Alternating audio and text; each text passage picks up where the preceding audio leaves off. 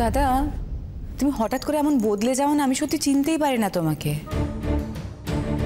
মানে বৌদিকে তুমি তোমার মেয়ের মায়ের প্রাপ্য সম্মানটা তো দেবে। শাহানা, তোদের এই তিনজনের মধ্যে গাঁট ছড়াটা বেশ ইন্টারেস্টিং না? মানে এত বছর ধরে দেখছি তোরা কিন্তু বেশ তিনজনের সঙ্গে মানিয়ে গুছিয়ে কাটিয়ে দিলি। একবারও দেখলাম না তোদের তিনজনের কারোর সাথে কারো ঝগড়া টগড়া হলো। না মানে কেন কথাটা বলছি বলতো? কারণ তোরা তিনজনই পৃথিবীর আর কারোর সঙ্গে তো মানিয়ে গুছিয়ে চলতে পারলি না। অথচ দেখ, এই তিনজন কিন্তু বেশ কাটিয়ে দিলি। হ্যাঁ, ব্যাপারটা খুব রহস্যজনক। এই কারণটা ঠিক কি একটু বলবি বুঝি? এই একদম ঠেস দিয়ে কথা বলবে না বলে দিচ্ছি। আমরা তো সবার সঙ্গে মানিয়ে চলতে পারি, পারে না তো শুধু একজন। ভালো করে ভেবে দেখো না আমাদের কারোর সঙ্গে কোনো প্রবলেম হয় কিনা। না কোয়েল, বড় বড় কথা বলো না। অন্তত আজকের পরে আমার সামনে দাঁড়িয়ে তুমি আর বড় বড় কথা বলো না। আশা করি সবটা এখনো ভুলোনি। যাইনি, কিচ্ছু ভুলে যায়নি চন্দ্রজিৎ।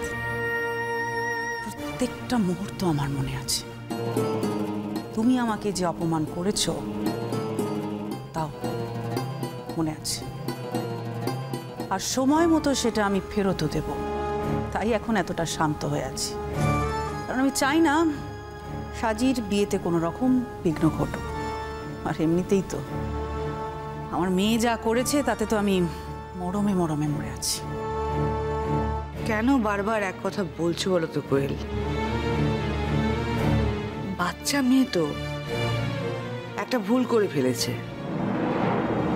আমি শুধু অবাক হচ্ছি, আমার মেয়ে ওই ছেলের চরিত্র জানার পরও কি করে বিয়েতে মত দিল। আচ্ছা মা, এখন কি এই কথাগুলো না বললেই নয়? মানে জানো তো যে বিয়েটা আর ক্যান্সেল হবে না, বিয়েটা যখন হবেই তখন এই কথাগুলো বলার মানে কি? আর তাছাড়া দিদিভাইয়ের নিশ্চয়ই সেই আস্থাটা আছে সৌরভদার উপর।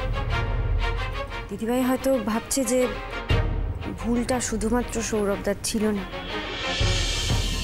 বা সৌরভদার কোনো ভুলই ছিল না, বা সেসব যদি নাও হয়,